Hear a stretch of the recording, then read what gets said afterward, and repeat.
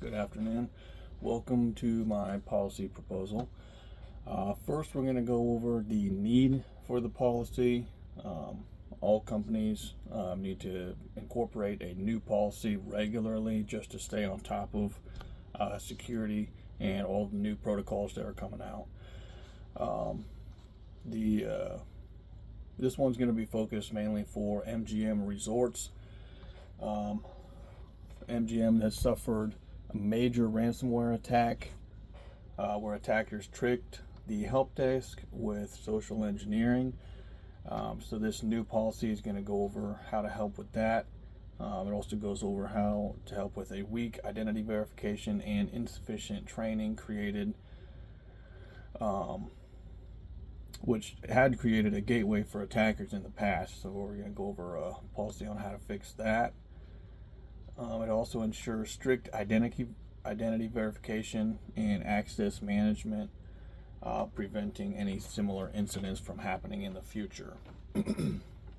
Secondly, we'll go over the purpose and scope of the policy.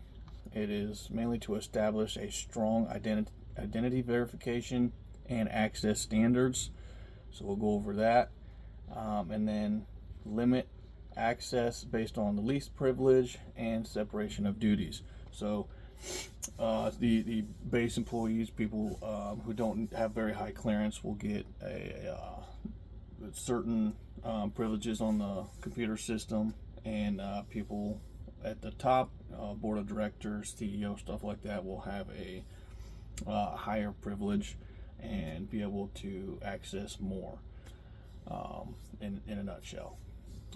It would apply to all the employees from top to bottom, and they're also, I won't get into it too much, but vendors and private contractors will also be given a certain security clearance, obviously with a more limited access to the computer systems and network.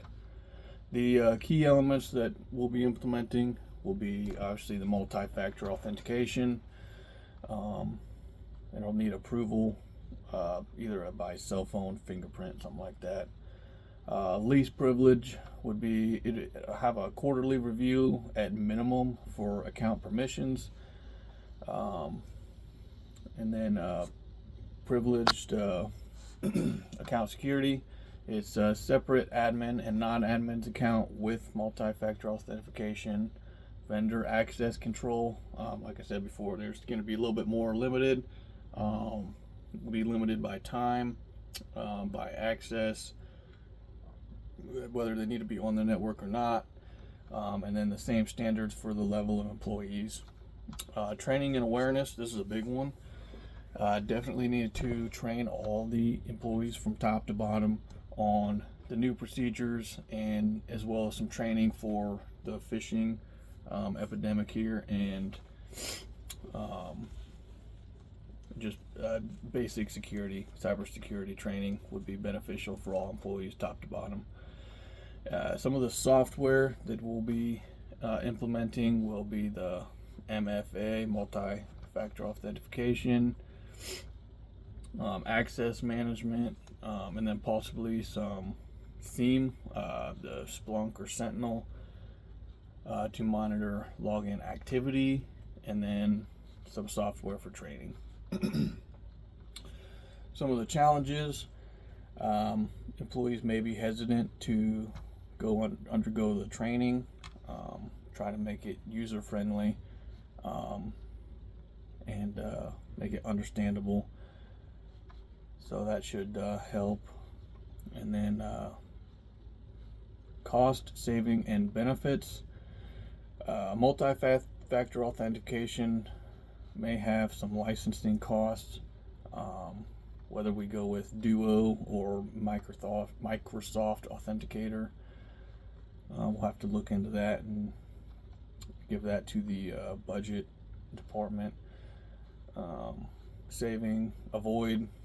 Overall, I think we'd save money by avoiding a multi-million-dollar ransomware loss like before. So whatever the MFA costs would hopefully be lower than the ransomware losses. Benefits will be a stronger security culture, reduced insider and outsider threats, and compliance with NIST. In conclusion, MGM attack proved that identity verification was the weakest link in their situation. This policy strengthens access management, vendor controls, and user training. With the right tools and awareness, we can protect our systems, our customers, and brand.